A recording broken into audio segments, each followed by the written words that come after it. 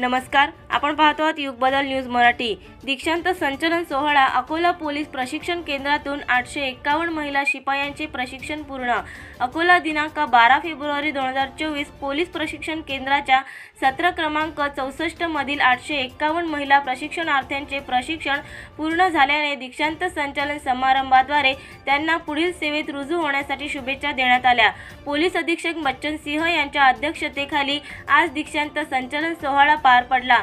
सर्वप्रथम पोलीस अधीक्षकांना मानवंदना देण्यात आली। त्यांनी परेडचे निरीक्षण केले। त्यानंतर सर्व प्रशिक्षणार्थींनी शिस्तबद्ध कवायत संचलन सादर केले। प्रशिक्षणार्थी कोमल शंकर कदमरोल यांनी परेड कमांडर आणि प्रशिक्षणार्थी मुक्ता भीमराज आव्हाड यांनी सेकंड इन परेड कमांडर म्हणून संचालनाचे नेतृत्व केले। पोलीस अधीक्षकांनी सर्व प्रशिक्षणार्थींचे अभिनंदन केले।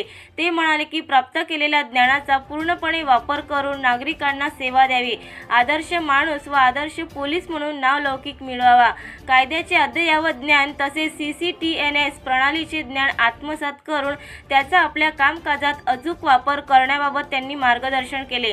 पोलीस उपायुक्त व तत्कालीन प्राचार्य दत्तात्रय कांबळी यांनी आपले अहवाल वाचन केले। ते म्हणाले की सन 1970 साली प्रशिक्षण केंद्र स्थापन झाल्यापासून एकूण 26,872 प्रशिक्षणार्थींनी प्रशिक्षण पूर्ण केले आहे।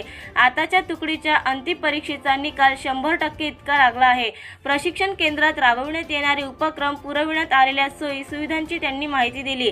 अंतिम परीक्षेत सर्वाधिक गुण घेऊन सर्वप्रथम आलेल्या सर्वोत्कृष्ट प्रशिक्षणार्थी काजल सोपान वाक्षे यांच्यासह आंतरवर्ग व बाह्यवर्ग प्रशिक्षणात व गोळीबार परेडमध्ये प्रावीण्य संपादन केलेल्या प्रशिक्षणार्थींना पुरस्कार देऊन गौरविण्यात आले।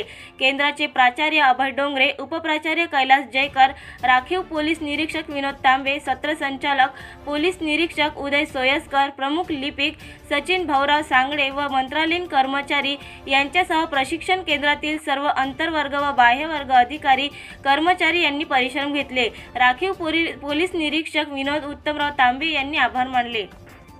नवीन अपडेट मिळविण्यासाठी चॅनलला लाईक आणि सबस्क्राईब नक्कीच करा।